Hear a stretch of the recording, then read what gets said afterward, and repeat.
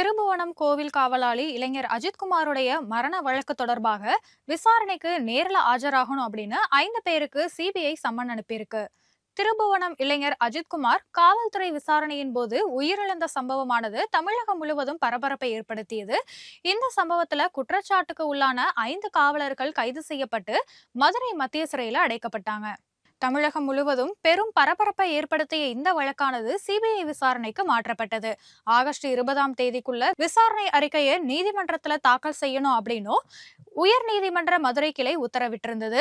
இதனையடுத்து சிபிஐ அதிகாரிகள் மதுரை, மடப்புரம், திருபுவனம் உள்ளிட்ட பகுதிகளில் தீவிர விசாரணை நடத்திட்டு வராங்க. அது மட்டும் இல்லாம அஜித்குமார் மரணமடைந்த விவகாரம் தொடர்பா மடப்புரம் காவல் உதவி ஆணையர் அலுவலகத்துல சிபிஐ அதிகாரிகள் விசாரணையும் நடத்தினாங்க. மேலும் உதவி ஆணையருடைய ஓட்டுநர் கார்த்திக்வேல், பிரவீன்குமார், ஆட்டோ ஓட்டுநர் அருண்குமார், செக்யூரிட்டி வினோத்குமார் மற்றும் நவீன்குமார் ஆகியோர் விசாரணைக்கு ஆஜராக வேண்டி சிபிஐ அதிகாரிகள் சம்மன் அனுப்பியிருக்காங்க. சிபிஐ விசாரணை தீவிரமடைந்துள்ளதால அஜித்குமாருடைய வழக்கு விசாரணை சூடு பிடிச்சிருக்குன்னு தான் சொல்லியாகணும்.